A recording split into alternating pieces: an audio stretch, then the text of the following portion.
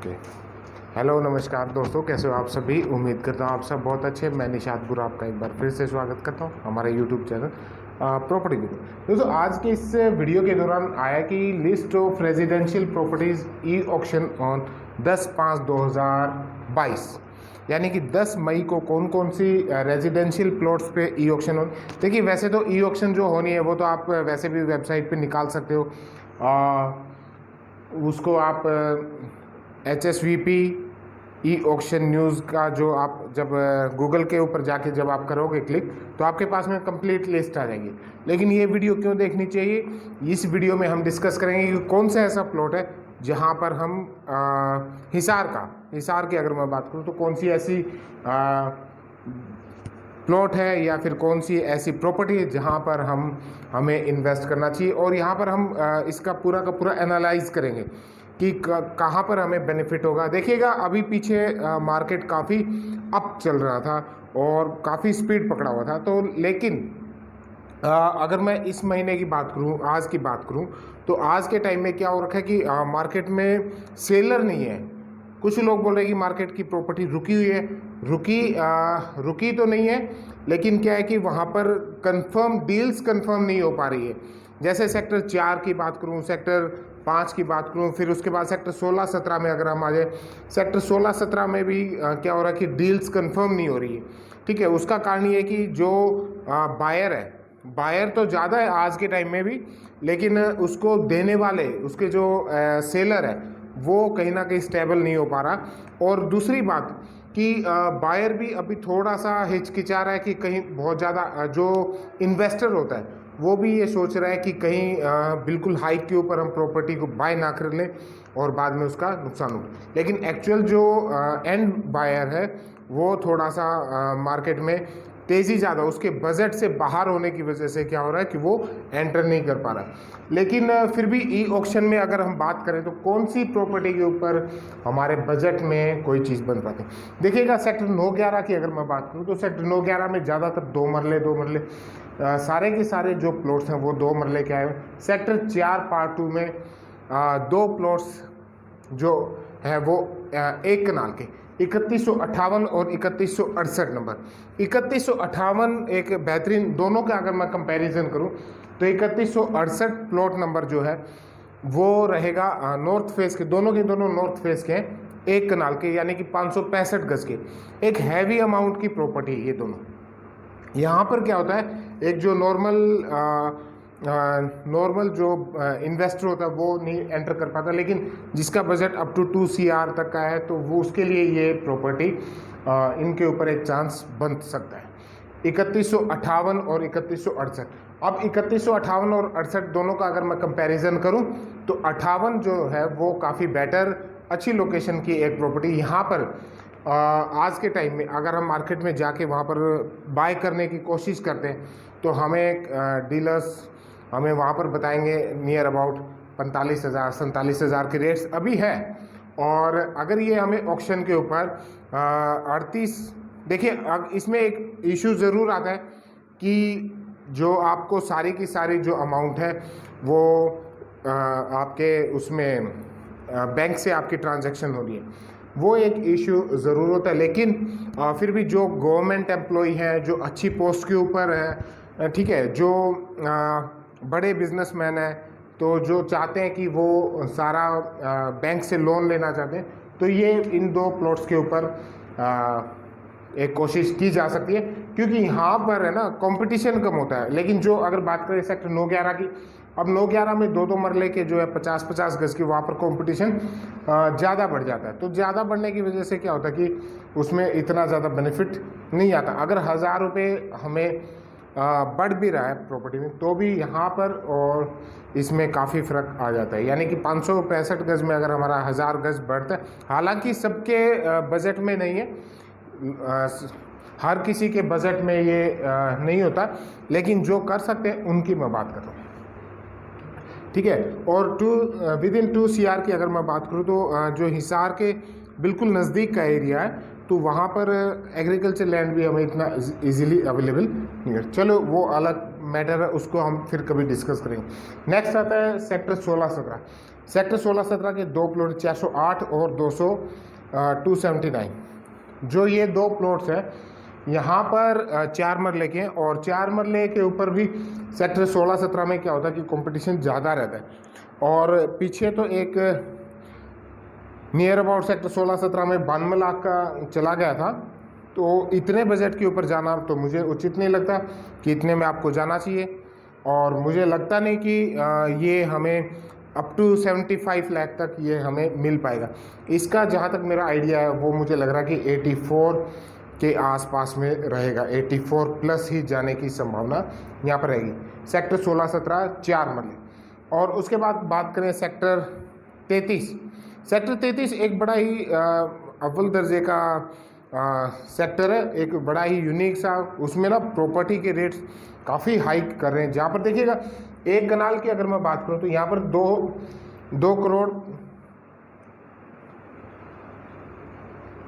2,06,56,200 रुपये, तो इसका बेस प्राइस रखा गया है 2,06,56,200। जबकि अगर बात करें सेक्टर 4 पार्ट 2 की तो इसका 1,42,70,700 रुपये। तो ये इसका बेस प्राइस काफ़ी कम है, और इसका बेस प्राइस काफ़ी ऊपर गया हुआ सेक्टर 33 का। तो इसके हिसाब से, इन्वेस्टमेंट के हिसाब से जो ग्रोथ आती है, देखिए अगर हम इतनी हैवी अमाउंट लगा रहे हैं, दोनों की कंपेयर करें सेक्टर 33 और सेक्टर 4 में, अब कई लोग मुझे बोलते हैं कि सेक्टर 4 के पीछे इतना क्यों पड़े सेक्टर 33। अब भाई सेक्टर 33 में 2,06,00,000 तो इसका बेस प्राइस है, और यहाँ पर हमें मिल रहा है 1,42,70,700। ठीक है, तो जो हम इन्वेस्टर होगा वो 2 करोड़ का पैसा लगाएगा एक कनाल के ऊपर, उसकी अमाउंट चली जाएगी लगभग ये 2.25 और 3 के आसपास चला जाता है। तो इतनी हैवी अमाउंट लगाने की अपेक्षा मैं मानता हूँ कि अगर ये हमें 2 CR के आसपास अगर मिलता है और उसमें अगर ग्रोथ आती है, जो इन्वेस्टमेंट के पर्पज़ से अगर देखें तो यहाँ पर अच्छी ग्रोथ आ रही है, तो यहाँ पर एक रिस्क भी हो जाता है। 3 CR की आप हैवी अमाउंट लगाते हो और प्रॉपर्टी अगर ब्रेक हो जाए तो उसके बाद क्या, मतलब थोड़ा सा मुश्किलात हालात पैदा हो जाते हैं। हाँ, एंड यूज़र के हिसाब से आज के टाइम में ये सेक्टर ज़रूर डेवलप कर रहा है सेक्टर 33, लेकिन फ्यूचर के हिसाब से सेक्टर 4 काफ़ी अच्छी ग्रोथ करेगा। और जितना, मतलब अगर हम कंपैरिजन करें जो पिछले 6 महीने की अगर स्टडी करें तो स्टडी के दौरान क्या हुआ, जितना मुनाफा सेक्टर 4 में लोगों ने कमाया उतना अगर इसकी कंपैरिजन में करें तो यहाँ पर लोगों ने ज़्यादा मुनाफा अर्न किया।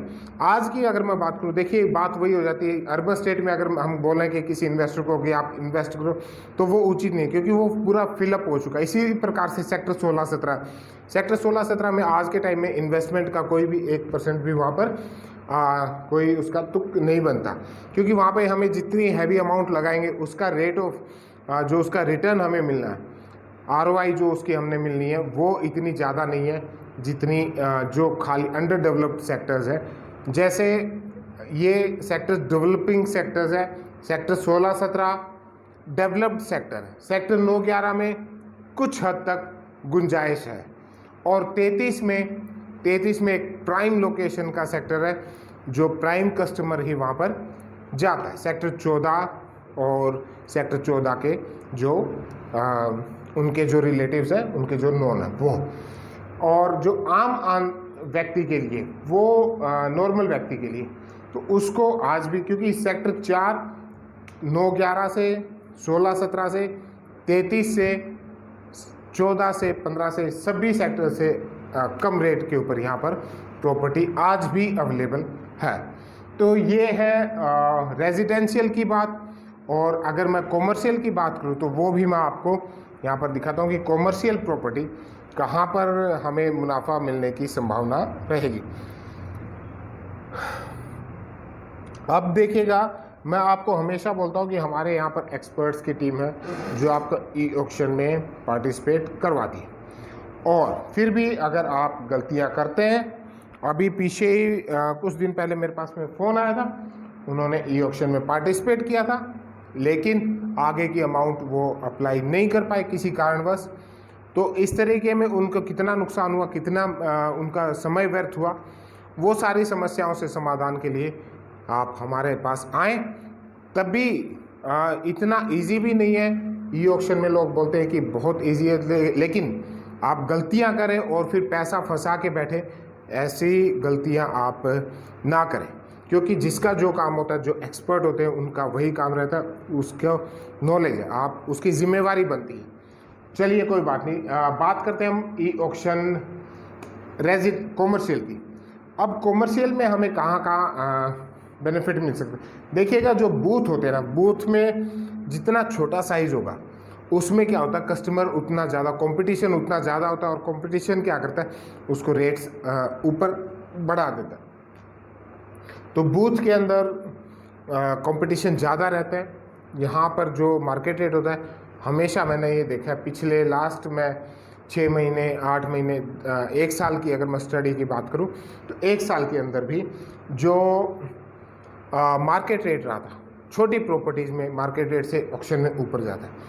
और इनकी जो लोकेशन की अगर मैं बात करूँ, सेक्टर 11 की, तो बहुत ज़्यादा अच्छी नहीं है, वहाँ पर अभी कोई डेवलपमेंट, और मुझे नहीं लगता कि आने वाले 1.5-2 साल तक, फ्यूचर में कुछ भी हो सकता है, लेकिन 1-1.5-2 साल तक यहाँ पर कोई ऐसा डेवलपमेंट का मुझे कोई नज़र आया नहीं, क्योंकि अभी तक कोई शुरुआत ही नहीं हुई।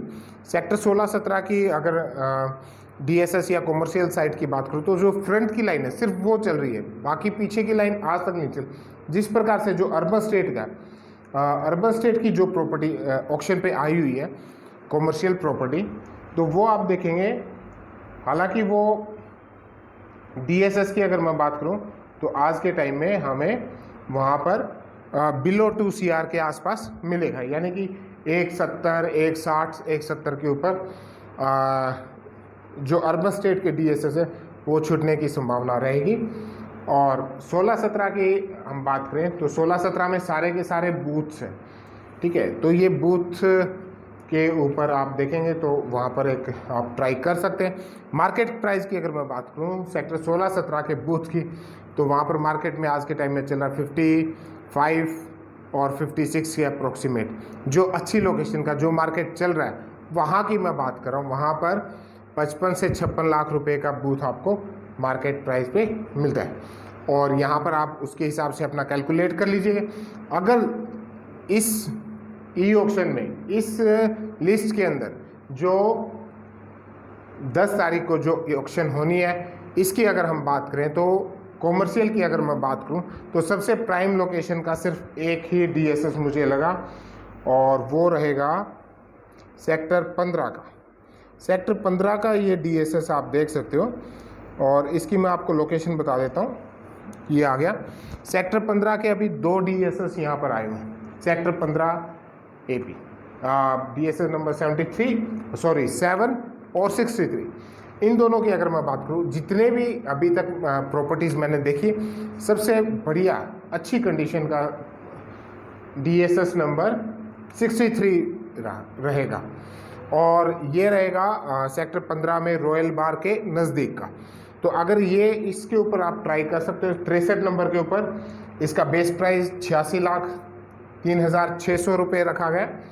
और देखते हैं अगर ये हमें, मुझे नहीं लगता कि 2 से नीचे छूटता है। अगर 2 से नीचे भी अगर ये DSS नंबर 63 अगर छूटता है तो भी मुनाफे का सौदा यहाँ पर आपको होगा। ये अगर 2 से नीचे, जितना 2 करोड़ 2 CR से जितना नीचे छूटेगा उतना आप मुनाफा कमाएंगे।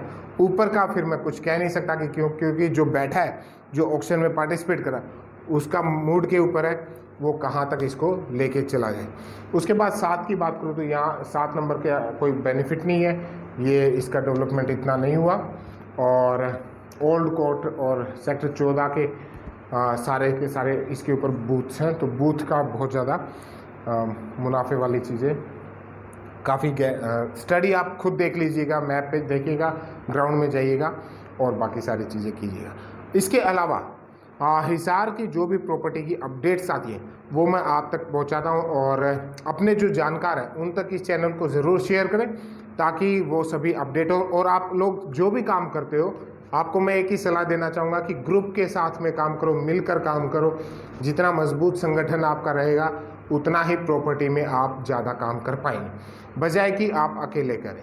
और ग्रुप के लिए आपको अपने जैसे एक दूसरे के ऊपर ट्रस्ट करके अपना खुद का ग्रुप बनाएं, खुद की एक टीम बनाएं। टीम वर्क काम है। जो